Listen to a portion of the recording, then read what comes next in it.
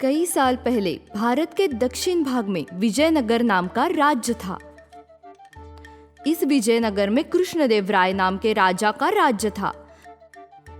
राजा कृष्णदेव राय के दरबार में तेनालीराम नाम का एक रत्न था। ये तेनालीराम अपने वाक चातुर्य और बुद्धि चातुर्य के कारण सिर्फ विजयनगर में ही नहीं पर विदेश में भी सुप्रसिद्ध थे। गांव का नाम था तेनाली और नाम रामन होने के कारण विजयनगर के लोग उन्हें तेनालीराम के नाम से जानते थे। तो ऐसे ही तेनालीराम एक दिन राजा कृष्णदेव राय की ख्याति सुनकर तेनाली गांव से विजयनगर दाखिल हुए।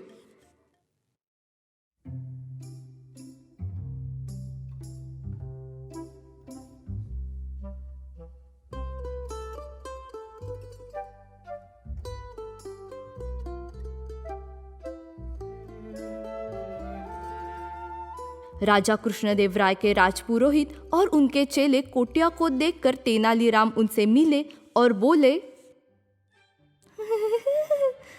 कृष्ण कृष्ण कृष्ण हरे कृष्ण हरे कृष्ण कृष्ण कृष्ण कृष्ण।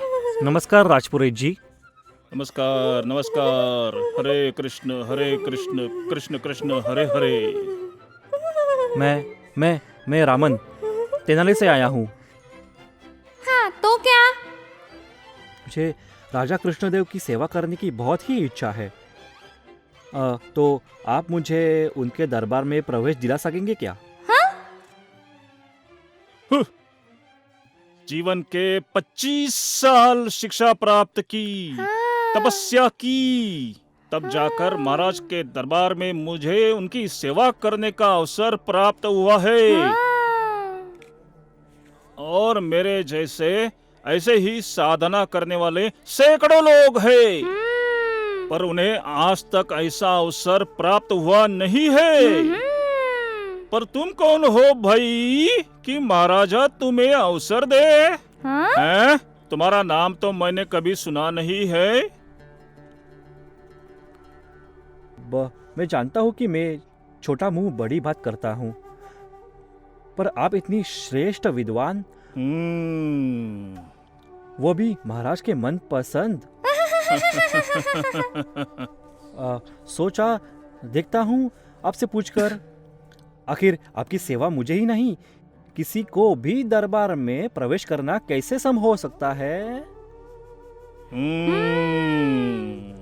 तो फिर सुनिए, आप में मन पर लिया तो आपके लिए कुछ भी असंभव नहीं है।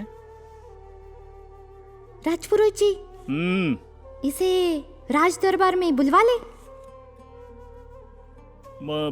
हाँ ठीक है। तुम्हारा जो कुछ है वो राज दरबार में ही देखेंगे। हाँ, चलिए राजपुरोहित जी। चलो चलो।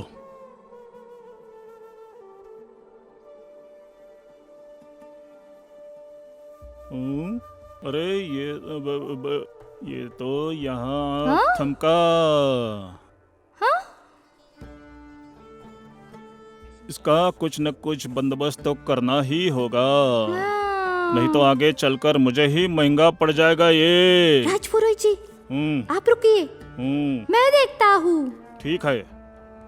कोई है क्या वहाँ? जी हुजूर, क्या काम है?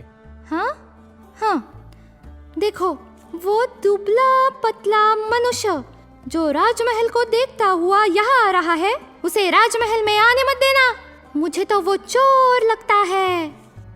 जैसी आपकी आज्ञा।